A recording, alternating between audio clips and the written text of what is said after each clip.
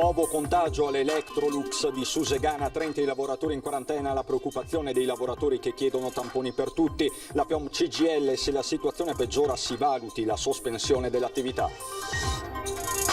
Alla sanità veneta mancano ancora 1300 medici, il conto aggiornato fatto oggi a Treviso da Zaia, che ha lanciato un appello ai giovani perché prendano in considerazione le professioni sanitarie.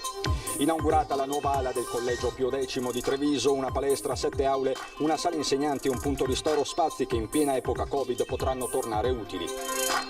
Pauroso schianto nel pomeriggio lungo la bretella che collega la Treviso Mare alla tangenziale, tragedia sfiorata, per miracolo 4 feriti, non in modo grave. Torna il muro contro muro tra Comune di Treviso e Open Piave per il contratto di comodato d'uso dell'ex caserma Piave. I centri sociali chiedono la proroga. Conte, prima pagate le sanzioni mai saldate. Basket, Supercoppa Amara per la De Longhi Treviso che al suo primo match al Palaverde dopo la sospensione del campionato perde contro Trieste. Ha compiuto 100 anni Adele Fava Biasi, che per generazioni di trevigiani è stata la signora preside. Oggi la festa a Preganziol. Bentrovati, buonasera telespettatori di Antenna 3. Ancora una volta in primo piano i dati del contagio da coronavirus sul territorio regionale. Li possiamo vedere insieme dal secondo report di giornata dell'azienda Zero con la Regione del Veneto. Parliamo di 41 casi nella giornata di oggi. Nelle ultime 24 ore sono complessivamente 107 in Veneto. 2 i decessi, uno di questi nella Marca, si tratta di una novantenne con varie patologie risultata positiva al Covid e proveniente dalla RSA di Spresiano, da Villa Tomasi, quindi uno dei cluster più estesi. Più in generale i dati del contagio nella Marca trevigiana nelle ultime 24 ore sono stati soltanto 3, ma uno di questi sta facendo particolarmente preoccupare e discutere. Si tratta di un lavoratore dell'Electrolux di Susegana, 30 i colleghi che sono stati messi in quarantena, ma ci aggiorna Francesca Bozza. Nuovo caso positivo all'Electrolux di Susegana. Ieri mattina un operaio riparatore fuori linea ha accusato un malore immensa. A quel punto si è rivolto al medico aziendale, al quale ha riferito i sintomi, tra cui la perdita del gusto. Gli è stato detto di sottoporsi immediatamente al tampone, che è risultato positivo.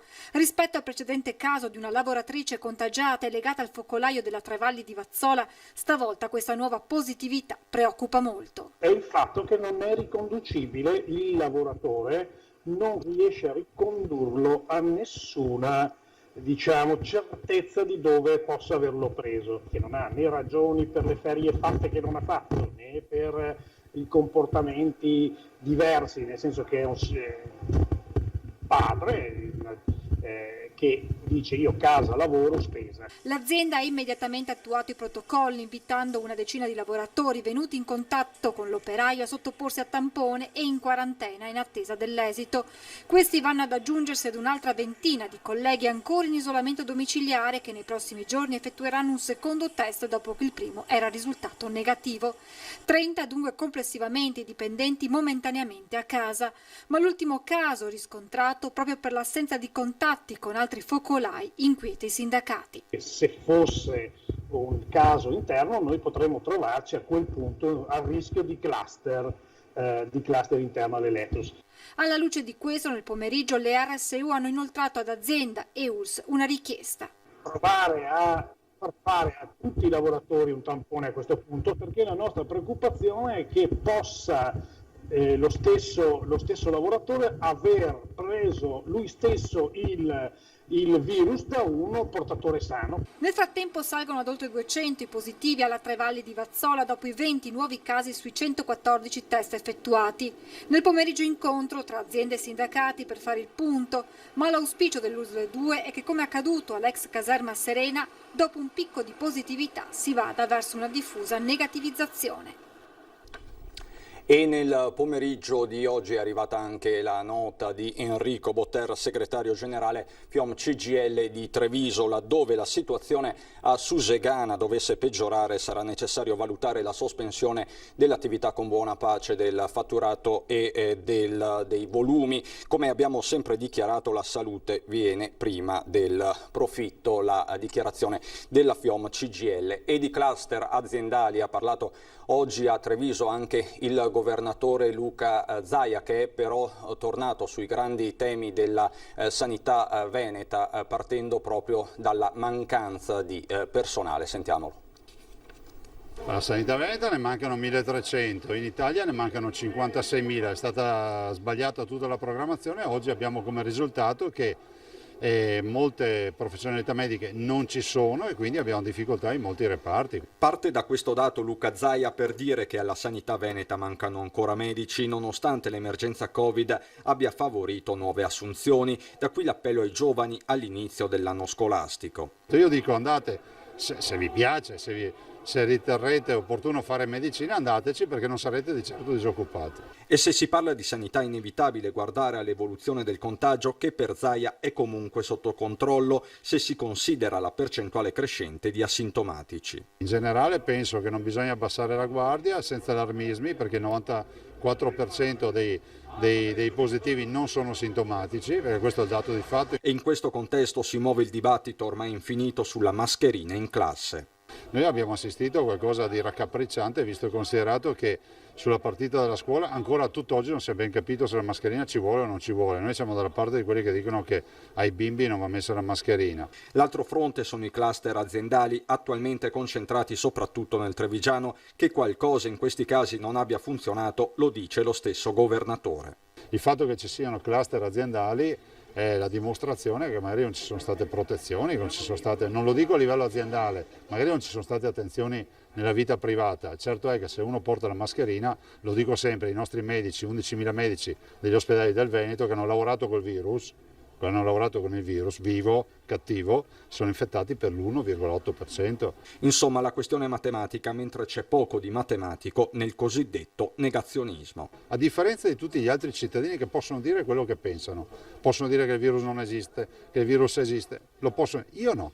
Io ho l'obbligo di applicare la legge che mi dice che se un cittadino si ammala per colpa mia, perché non ho applicato la legge, sono io responsabile. Della serie, se tu vuoi dire la tua lo puoi dire in tribuna sugli spalti del campo da calcio. Se sei a bordo campo sai che si gioca in 11 e si gioca con delle regole. Ma a parlare di Covid ai nostri microfoni nella giornata di oggi anche Alessandro Benetton, dopo i fatti della scorsa settimana a Cortina. Benetton, se lo ricordate, aveva partecipato alla festa VIP del 20 agosto scorso, un modo anche per tornare sui mondiali di sci di Cortina 2021. Non ho avuto paura perché mi sembrava di essermi comportato più o meno bene, no? Anche se ho dei ragazzi giovani per cui non potevo essere garante per tutti.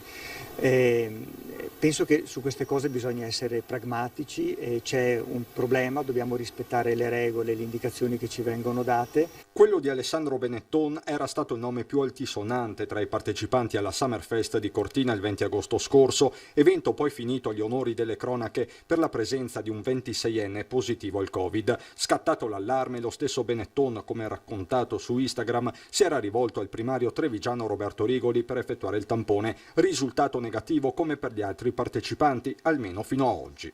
L'evento di Cortina è testimonianza del fatto che ci possono essere anche degli eventi ben organizzati dove insomma non succedono dei pasticci.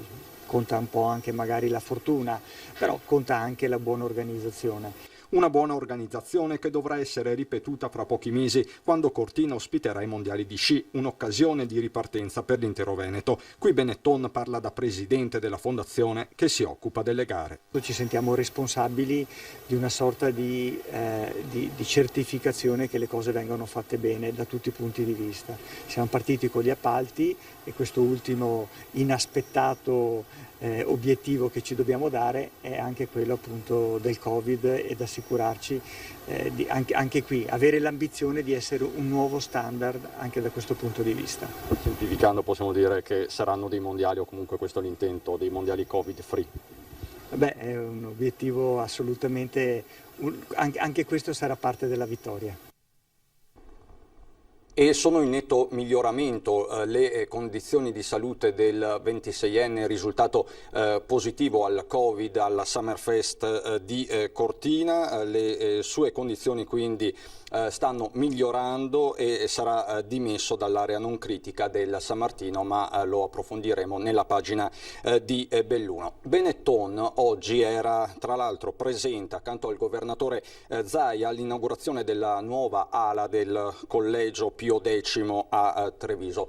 Nuovi spazi che in epoca Covid tornano molto ma molto utili. Questo non è soltanto un edificio scolastico, è un futuro questo. Noi abbiamo investito credendo nel futuro delle nostre scuole. Una palestra, 7 aule, una sala insegnanti e un punto ristoro. Questo è l'intervento con cui il Collegio Pio X si allarga e rilancia la propria attività a 100 anni dalla sua fondazione. Spazi nuovi che in piena epoca Covid assumono una valenza inedita e che potranno tornare utili, anche se al Pio X si sta lavorando da mesi per una ripartenza in sicurezza. A parte che tutta quest'estate, che con tutti i decreti che circolavano, che lavoriamo, ma comunque noi siamo già tutto a posto con le aule, l'ingresso sarà, poi andranno nelle loro classi tutto regolare. Abbiamo spostato delle classi, ma adesso con questo edificio abbiamo anche lo spazio ulteriore, sì, non abbiamo nessuna preoccupazione. Il 14 inizia la scuola e abbiamo già l'orario scolastico pronto. La realizzazione del nuovo edificio è stata resa possibile anche grazie al sostegno di ex allievi come Alessandro Benetton, orgoglioso del suo passato scolastico proprio al Pio X, dove tutto è pronto quindi per accogliere i quasi 1500 iscritti. Noi siamo attrezzati per qualunque evenienza ormai. Un dipendente del comune di Mogliano Veneto positivo al Covid e così nel pomeriggio i risultati dei tamponi fortunatamente negativi, ai quali nelle scorse ore sono stati sottoposti 5 dipendenti di un ufficio comunale legato al sociale entrati in contatto proprio con il collega risultato positivo dopo il rientro dalle ferie. Esito dunque negativo per questi ultimi, mentre il dipendente resta in isolamento domiciliare in attesa di negativizzarsi. E veniamo alla cronaca e all'incidente che oggi ha riguardato la bretella che collega la Treviso Mare alla tangenziale. Basta questa immagine per capire come gli occupanti di quest'auto siano dei miracolati. In particolare la donna che occupava il posto del passeggero anteriore, che si è vista questa lamiera tagliente a pochi centimetri dagli occhi. Sono le immagini del tamponamento accaduto nel primo pomeriggio di oggi lungo la bretella che collega la Treviso Mare con la tangenziale cittadina. Un camion straniero regolarmente fermo sulla piazzola in direzione Treviso, con il conducente in cerca di un indirizzo per il carico. Una fortuna che fosse vuoto, infatti pochi secondi dopo lo schianto che fa sobbalzare e parzialmente anche alzare ed avanzare il mezzo pesante. Il conducente scende e presta i primi soccorsi alla famiglia dentro una Focus Station che si è incastrata sotto il cassone. Probabilmente una disattenzione del conducente ha condotto a piena velocità l'auto contro il camion.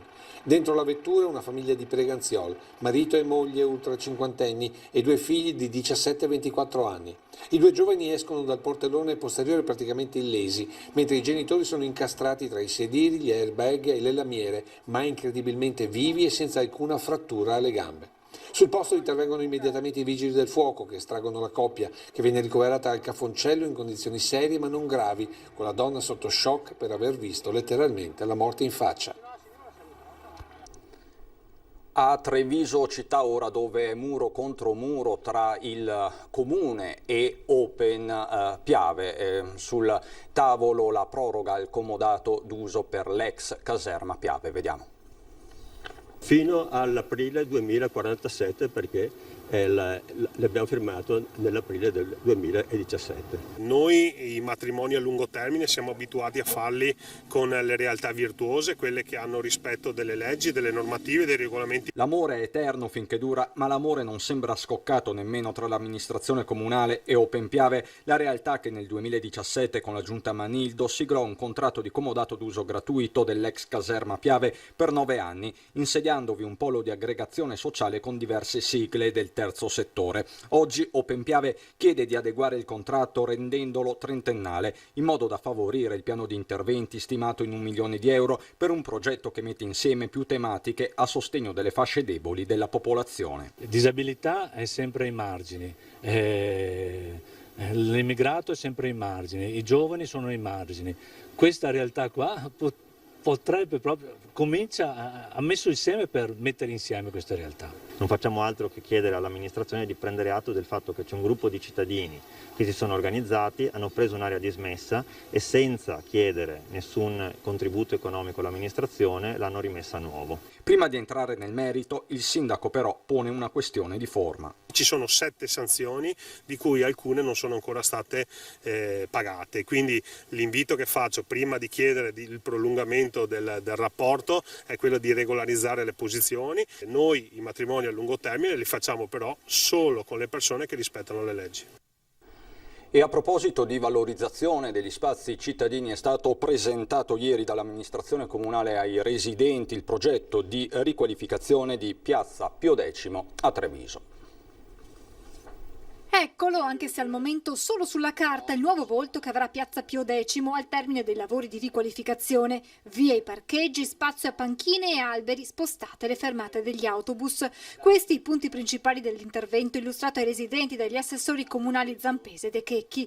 Un piano che convince però a metà chi vive nella zona e solleva alcune problematiche a partire dall'illuminazione. Stiamo già facendo tanto comunque con il project financing in corso. Con quello interverremo anche in certe zone della città per riqualificarle. Altro tema che sta particolarmente a cuore ai residenti è quello legato al trasporto pubblico locale che si concentra in quest'area della città. Dentro questa direttrice passano 40 autobus all'ora, che sono circa 400 autobus al giorno, con una frequenza maggiore negli orari legati all'attività scolastica. Le case vibrano quando passano gli autobus, è la terza volta in 6 anni che rifanno la pavimentazione. Quello che noi chiedevamo è se era stato valutato una modifica anche locale, anche temporanea, della viabilità esistente. Adesso c'è un doppio senso di marcia, valutare come sta funzionando adesso che ci sono i lavori in corso, se si poteva organizzare un anello più grande. Ma al momento il progetto non prevede questo tipo di intervento. E si sposterà la pensilina, gli autobus varieranno? No, gli autobus rimarranno sempre gli stessi. Perché? Perché questo progetto non implica una modifica del trasporto pubblico, sarebbe una cosa che non compete, è un vestito molto più grande. Possibili alternative sono ora allo studio del PUMS, il piano urbano di mobilità sostenibile. La fase partecipativa è iniziata e riceveremo le proposte dei cittadini eccetera e andremo a verificare l'opportunità di modificare sia il trasporto pubblico ma anche la viabilità in generale, la mobilità in generale. Altra questione emersa durante l'incontro, quella dei parcheggi per i residenti. Il progetto è interessante, è anche molto bello perché riqualifica un attimino quello che può essere la zona, che sia. Rimane comunque una nota dolente quello che può essere il posteggio. Parliamo anche di riqualifica di quello che può essere la qualità di servizio che deve essere data comunque a un residente e credo sia un diritto. Da Treviso a Salgareda, dove si è fermata la Dea bendata. Ho visto sto ragazzo che quasi piangeva, non so se dalla contentezza o la disperazione, e niente, poi dopo ho visto la schedina, ho visto e fatto i complimenti. Al signor Armando è bastato dare un'occhiata al biglietto per capire la reazione di quel cliente che ieri sera nel bar d'Anico di Salgareda ha acquistato un biglietto da 2 euro vincendone ben 300.000. Ad essere baciato dalla Dea bendata un operaio del posto, frequentatore abituale del locale. La vincita è andata alla persona giusta, cioè una persona da posto, e quindi dai, siamo contenti per il fortunato. Dopo aver grattato il tagliando fortunato ed essersi reso conto della vincita, l'uomo è scoppiato in lacrime e poi si è seduto per riprendersi dallo shock. Ci ha ringraziato, ha pagato anche un giro da bere. Il biglietto vincente era tra i primi di un nuovo blocchetto appena arrivato nel bar. Un blocchetto che l'avevo ordinato lunedì è arrivato proprio martedì e quindi è un blocchetto fresco. Tra gli avventori presenti al momento della vincita un po' di sana invidia per quella fortuna inaspettata, ma anche l'emozione di sapere, spiegano, che questi soldi andranno a chi ne ha bisogno. Quasi mi veniva a piangere io per lui, perché sì, l'emozione. Ancora cronaca dopo la pubblicità.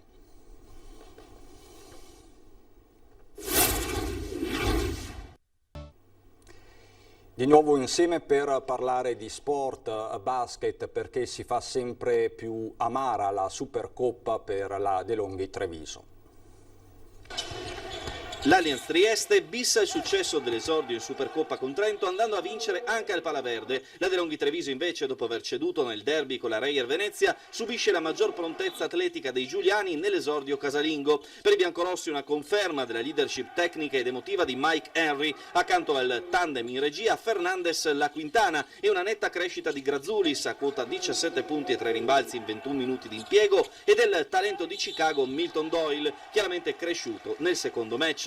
I ragazzi di Menetti invece trovano buone risposte da Chele, 17, grande pulizia di gioco, e Russell, così come nel dinamismo di Mekovulu, ma hanno chiaramente da lavorare sull'aspetto difensivo, specie quando Trieste accelera il ritmo, trovando penetrazione nel ferro e scarichi per il tiro pesante. La cronaca di gara parla di un avvio equilibrato, scosso a fine primo quarto da un buon parziale interno di 6-0, innescato da 2 triple di Logan. Dopo il 22-17 del primo quarto, l'Allianz ribalta l'inerzia con le giocate di La Quintana e Henry. Il +5 triestino all'intervallo si dilata nella terza frazione. Grazzulis segna 8 punti praticamente in fila e i biancorossi volano sul +10. Un margine che Trieste mantiene con continuità sino agli ultimi minuti di gioco, quando i veneti tentano di rientrare con l'orgoglio di Russell e Achele. Finisce 77-81, partita vera senza esclusione di colpi, che consente di preparare al meglio l'organico in vista del campionato.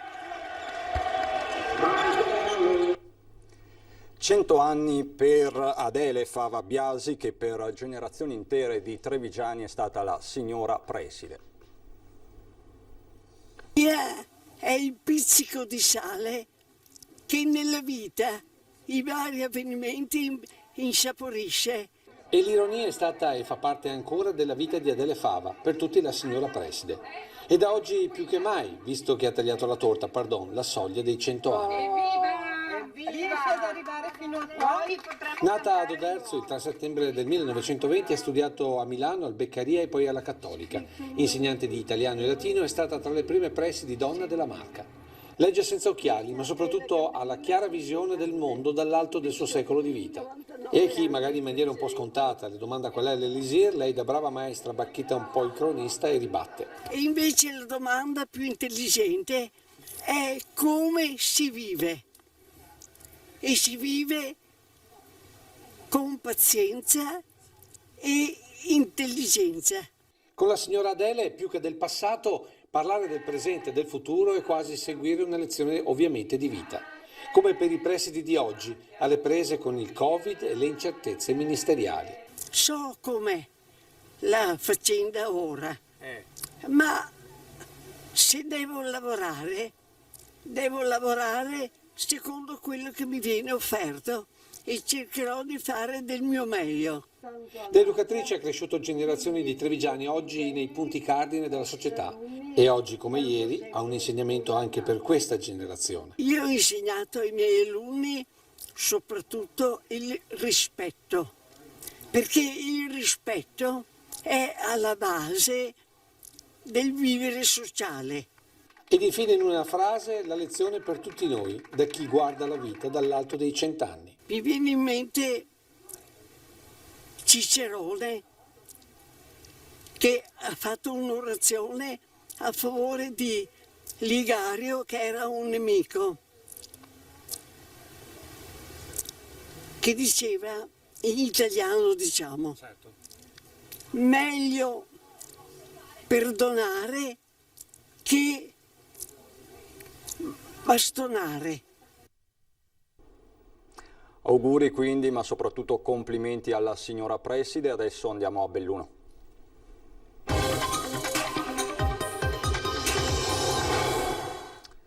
A Belluno, dove apriamo la pagina con l'aggiornamento Covid, 5 nuovi casi positivi e 10 isolamenti per sintomatologia Covid nella giornata di oggi in ULSS Dolomiti. Da ieri al San Martino di Belluno è ricoverata in malattia infettiva un'anziana positiva al virus in un quadro clinico di importanti patologie di base. La donna è stata inviata al lab di Belluno dal pronto soccorso di Feltre. Prossimo invece alle dimissioni dall'area non critica, sempre del San Martino, il giovane turista Covid positivo che ha partecipato al Summerfest di Cortina. In netto miglioramento le sue condizioni di salute relative al quadro respiratorio. Un anziano di Chies dal Pago è morto stamattina forse a causa di un malore che lo ha stroncato mentre andava a funghi. Aurelio Fullino, 80 anni, era uscito stamattina alle 9 e non era più rientrato. La moglie allarmata ha chiesto aiuto, il corpo senza vita dell'anziano è stato ritrovato su un prato al limitare del bosco non distante dal cimitero di Chies. L'equipe del SUEM, giunta sul posto a bordo dell'elicottero, ha potuto solo constatarne il decesso. L'uomo è stato recuperato e trasportato al cimitero di Chies alla presenza dei carabinieri. A Belluno, dove oltre un centinaio di cittadini che abitano a ridosso della centralissima piazza dei Martiri sono sul piede di guerra. Vediamo perché. Da alcuni mesi la zona compresa fra via Matteotti, via Loreto e via Garibaldi a ridosso della centralissima piazza dei Martiri è oggetto di comportamenti molesti e incivili che si manifestano soprattutto nelle ore notturne. A nulla fino ad ora sono valsi i tentativi di placare gli animi da parte delle forze dell'ordine e così, a norma di regolamento, i cittadini hanno raccolto firme e presentato una petizione a Palazzo Rosso. Il motivo è legato all'attività di un esercizio commerciale il quale attira una clientela, un certo tipo di clientela che si sofferma fino a ore tarde, 2-3 del mattino, urlando e commettendo atti anche poco piacevoli. Un triangolo maledetto, quello fra via Matteotti, via Loreto e via Garibaldi. Gli schiamazzi quasi tutte le sere vanno avanti fino a notte fonda. Il giorno dopo forse è anche peggio, vista la mole di rifiuti di ogni genere abbandonati in ogni dove. Circa 120 cittadini hanno sottoscritto la petizione. Per tutti è oramai indifferibile un preciso e incisivo intervento pubblico. Ci aspettiamo intanto una riduzione degli orari, cioè una chiusura anticipata, non più tardi di mezzanotte, perché alle 2 chi si sofferma alle 2 in giro per Belluno, certamente non persone che il giorno dopo devono andare a lavorare. Un dialogo con i titolari dell'esercizio pubblico attorno al quale gravitano giovani recalcitranti alle comuni regole del vivere civile è stato avviato, fino ad ora senza effetto alcuno. La petizione sarà presentata e discussa in una delle prossime riunioni del Consiglio Comunale di Belluno. Di nuovo la cronaca, ora con la denuncia di un 46enne di Caprile di Alleghe per detenzione ai fini di spaccio di stupefacente. L'attenzione dei militari della stazione di Caprile si è concentrata sull'uomo dopo che sul suo conto erano arrivate diverse informative da altre province venete, soprattutto Padova, relative a controlli in cui il 46enne era incappato in zone dedite solitamente note per lo spaccio. Nel corso di una perquisizione domiciliare i carabinieri hanno rinvenuto e sequestrato 6 piante alte 2 metri ciascuna di marijuana nascoste nei pressi della sua abitazione. È nata Onda Rosa, più che un'associazione, un rifugio accogliente, una rete creata a supporto delle donne che ricevono una diagnosi di tumore alla mammella.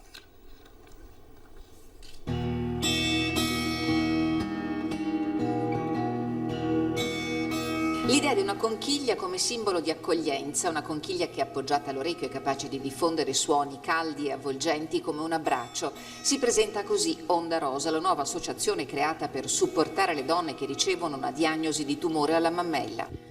L'idea nasce in realtà dal mio ambulatorio. Io mi occupo soprattutto di donne giovani, di donne che vengono colpite quindi da questa malattia in un momento della vita in cui non se lo aspettano, non sono pronte, e questa malattia è paragonabile al Vaia, no? In un momento di benessere, di tranquillità, arriva una cosa inaspettata che ti distrugge la vita in quel momento e poi te la devi ricostruire. Un problema che non è circoscritto. In Italia sappiamo che una donna su 9 nell'arco della vita va incontro a un tumore della mammella che grazie alle nuove terapie è curabile e dal quale si guarisce, ma che nel nostro paese affligge 800.000 donne. Un esercito, dice la dottoressa Fontanella.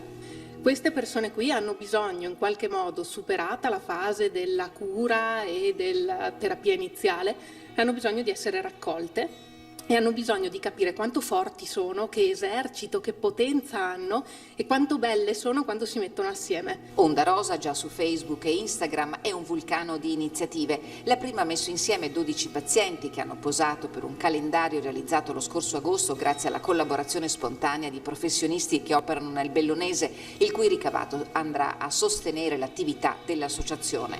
In programma ci sono aperitivi itineranti e incontri di approfondimento della malattia, il cui unico scopo è fare in modo che queste donne bellissime si incontrino, si vedano, si capiscano e non si sentano sole. Veramente io le adoro, mi hanno dato molto di più di quello che io riesco a dare a loro, sono creature bellissime.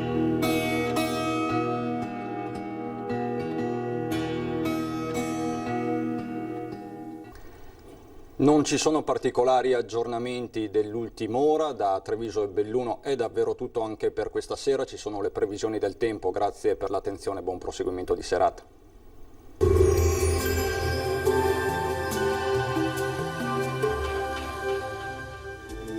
Benvenuti al meteo. Alta pressione in rinforzo sul nostro paese, più sole dunque e caldo ma senza eccessi. Il dettaglio di venerdì 4 settembre. Sul Veneto la nostra grafica ci mostra una situazione decisamente positiva, tempo asciutto e stabile, ampio soleggiamento su tutte le province, cielo prevalentemente sereno e limpido ovunque. Temperature gradevoli, minime tra i 13 e i 18 gradi, valori massimi compresi invece tra i 25 e i 29 gradi all'incirca.